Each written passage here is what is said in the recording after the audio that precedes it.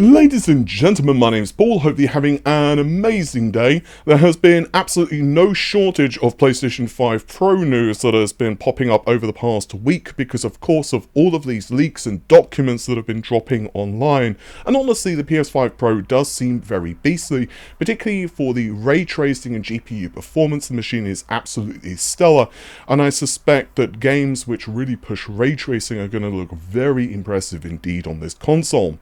But there have been a lot of questions that we still do not have answered. I mean, there's the obvious stuff like the actual release date. I'm suspecting November from historical data from Sony, plus also just what I've kind of been told in the past. And things like pricing, I personally am expecting pretty much the same kind of price that we saw with the launch model PS5, so probably around $499 US, but that is, well, let's just say that's certainly not confirmed. But outside of that, there are questions regarding how developers are being enabled in terms of actually providing better visual quality in games, because they still have only 16 gigabytes of GDDR6 memory. Well, of course, Sony and his team do have them covered. Shoutouts to Digital Foundry, who have been given even more documentation on the PS5 Pro, and basically speaking, the 12.5 gigabytes of memory, which is given to games to run. So basically you have 16 gigabytes total. However, some of this is essentially unavailable for games developers because it's for OS functionality. So that would be anything from drivers running or, your friends list, sharing of whatever, games clips, that type of stuff. You guys know what I mean. So there's 12.5 gigabytes available for the base model console, but this goes up to 13.7 for the PlayStation 5 Pro. Now, what's quite interesting is that if you go back in history, and honestly, a lot of times in technology, things have a kind of a habit of repeating themselves. For example, if you look at the general life cycle of, let's say, CPU and GPU releases, you can pretty much get a rough estimate when, let's say, a new graphics card's going to release. There are sometimes some outliers, but typically speaking, you can say, well, you know what, every, let's say, 18 to 24 months, X company releases a new GPU, so you can kind of get a rough estimate. And in this case, if we go back to the PS4 to the PS4 Pro, there was 8 gigabytes of GDDR5 memory. Like the PS5 Pro, the PS4 Pros run at faster clock frequency, so they've got more bandwidth, but they also outfitted it with an additional chunk of slower memory.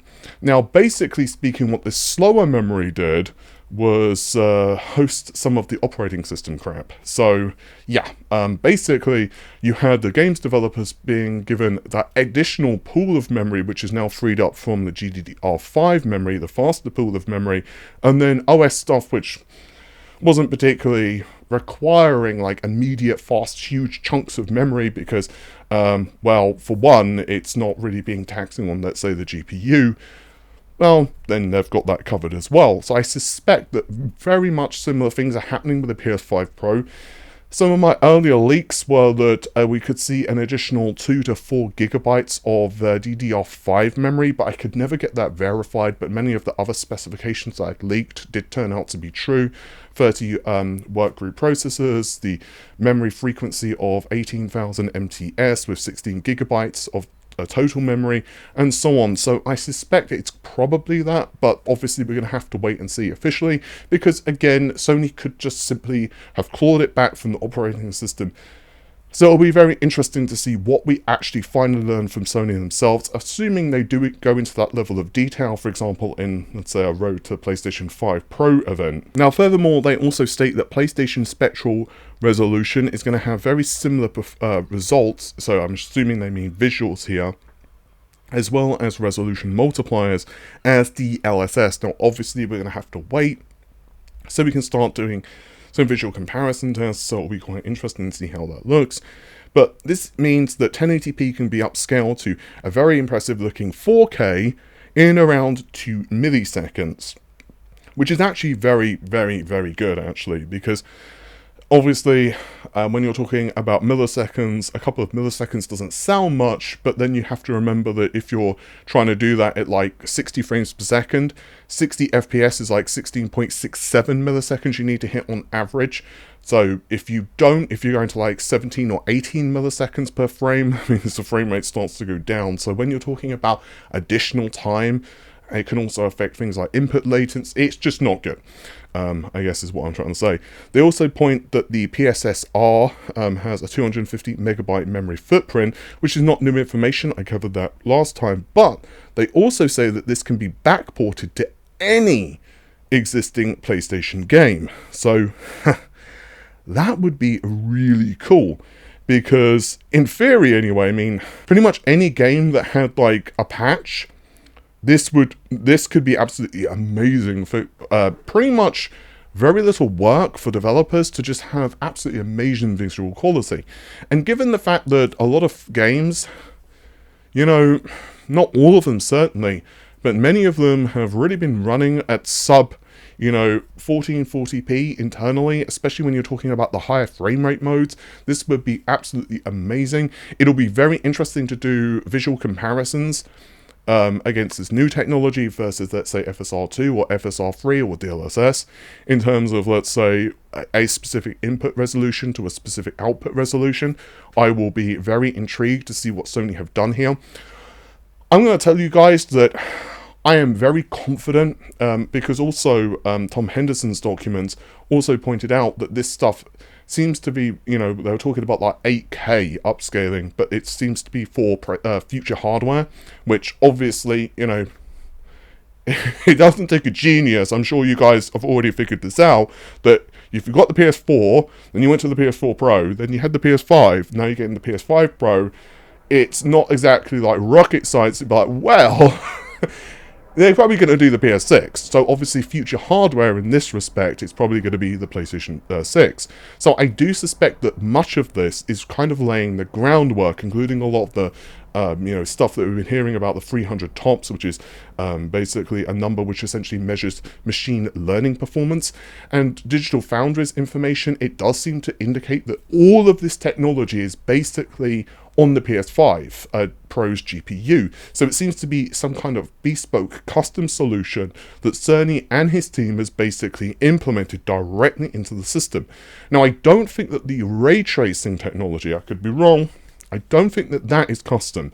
I think most likely it's probably based on the RDNA 4. Maybe there is a small amount of customization, particularly in terms of the software stack, because obviously there's like this common misconception, I have no idea why, that Sony are using like, I don't know, DirectX or like Vulkan or something like that for its API, which is just not true. Sony have their own custom stuff, like even going back to the, I never remember which one's which. I think the PS4 had GNM, which was the low level, and GNMX, which was the higher level API. So basically, a lower level API, you had to do more work, you had to kind of like really manage things like memory and all of that stuff. And with the X, it was more like, if you want to get a game working, especially indie games, that might be the way to go. It was also a lot more familiar with a lot of developers who are working on stuff like DirectX 11. I am simplifying things significantly. So of course, Sony have basically just kind of evolved that with the PlayStation 5. They have all their own custom stuff. So it's going to be very interesting to see what they do with the PS5 and then moving into the PS6. Even if you go back, actually, I shared on Twitter, I think it was Chips and Cheese's blog. I may be wrong. I can't remember because I've shared so many bloody articles today. But there was a really interesting one, actually, that I'd encourage you guys to check out. If you can't find it, go to my Twitter and maybe kind of scroll down a little bit. You'll find it. And it basically was this article where it was talking about the PlayStation 5, the original system, the Zen 2 implementation. So basically what Sony did with the PS5 CPU is they cut the FP units for like heavy AVX instructions. I'm very much simplifying things here because the article is really in depth, and I would encourage you guys to check it out. It's not my blog or anything like that, so I'm not trying to get you to click something that's going to, generate me more money or anything like that. Honestly, it's just a really cool article if you're technically inclined. And it pretty much, like, he was going to some micro benchmarking here, the best you could anyway.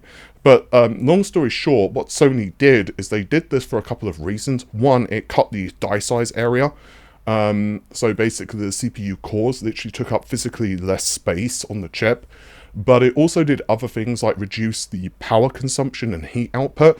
And it would basically push developers to do things like go to GPU compute. And what's the PS5 Pro GPU really good at? Yeah, that's right, GPU compute and AI and all this other stuff. So I had some information that the PS5 Pro development started before the PS5 shipped. And I reckon, and I'm saying this with a guess, I could be totally off base here, so, I'm probably speaking BS, but my guess is that they kind of had this plan going, all along. And, yeah, because the PS5 Pro CPU is pretty much the same thing. I think it's probably still got the cuts, although that isn't confirmed, so it could have the full AVX implementation. I can't speak bloody suddenly, what the hell? But yeah, it's one of those days. I'm on low carb days today, so I'm just like, bleh. But yeah, so basically, I think most likely because of just how absolutely ridiculous the PS5 Pro's GPU is, they're like really knowing that a lot of stuff is going to be shifted to the GPU. And in the future, we've also got the NPU, which is possibly going to be implemented with the PS6, but we'll have to wait on that. Anyway, one last small thing I want to talk to you guys about, and that is AMD. So this is actually quite interesting. Now, if you've been following along with the industry any point over the last couple of days, you'll know that of course GDC is going on, and honestly there are a lot of things that I've been kind of just reading about, but I haven't been making videos on because there are so many disclosures. One of them is work graphs for the PC. They require an RDNA 3 based GPU or RTX 30. I think it's RTX 30. I don't think it works with I think, yeah, it's definitely RTX 30 and above. So basically what they do essentially allow the GPU to spawn its own work. It's essentially an evolution, of executing direct. So there were those disclosures and a crap ton of stuff from Nvidia and some other companies, but AMD have also kind of done an interesting thing, and I'm just going to talk to you guys about this real quick. So they are introducing FSR 3.1, so the upscale has improved in the quality, which is really good. I think the last time they really improved that was something like 2022, maybe I'm wrong, maybe it's 2023. Someone correct me in the comments down below. I think it was 2022, but I may be speaking bollocks, so it could be 2023. Anyway, what I do want to talk to you guys about is the upscaling frame generation technology, which is now actually decoupled from the upscaling stuff. So what this theoretically means is if you own like an NVIDIA GPU, you could use DLSS for the and I mean one that doesn't support frame generation, so this would not apply to some of the RTX 4090 or something like that owners. But if you own like an RTX 2080, you could use DLSS for the upscaling, and then you could use the frame generation from FSR. So that's actually really cool stuff. I'll be interested to try to do some testing with that when we see some titles actually support it. With that said, guys, I think that's just about it for this particular video. I'm going to let you all go. Take care of yourselves. Have an amazing day. Bye for now.